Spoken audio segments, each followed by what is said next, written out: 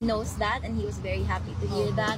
And I told him of all the support everywhere in the world, from everywhere in the Philippines and everywhere in the buffet kit, the buffet for people. There is a small, hindi naman buffet, pero parang a small may mga sa labas ng bahay niya in Davao City, the greenhouse. Yes. People were able to set up tents there para for the TV, ma'am. Yes, I heard also. I was not able to see it, but I heard. And then may mga vitamins doon. There are snacks for people who want to stay there and watch over his house. So he's very happy and grateful to hear that. VP, huwag ka naman ba sinisimuli ni PRRD na dahil kasalanan mo kasi ito kaya ako nandito dahil nakipag-unite ka sa Marcos? Wala. Nag-harmonize ka, ma'am. Ever since. Sorry. Oh, yeah. Yes. So, ever since, wala siyang sinabi sa akin na ganyan. Even when I ran for Vice President, ma'am, wala naman talaga siya sinabi. Sinabi lang niya, hindi na ako sasali dyan. Tayo nang magdesisyon yan. Yan lang yung sinabi niya when he was told by one of my siblings that I'm running for Vice President. And wala. That's good to know. Thank you. VP? I don't remember PRD na naninisi? Naninisi? Wala. Never. Kasi I always remember him. I don't know, Kit, with you, but I always remember him when I was growing up. He would always say, you make your own history in this world. So you always answer to your decisions. So I think that is his philosophy as well.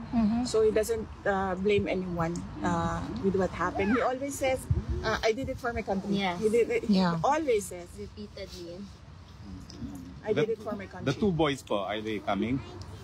The Paulo and Baste, no? We're talking about Paulo and Baste. So there are plans naman.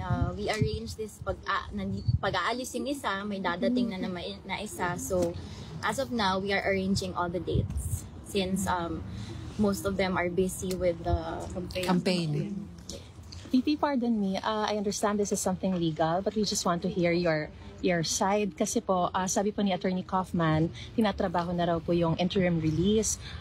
Meron pa po ba kayong nakikitang balakid before filing one, or how soon will you file this? At sa Pilipinas niyo po ba gustong ma-release ang... of course, may panawagan kayo na bring him home to the Philippines, to Davao City.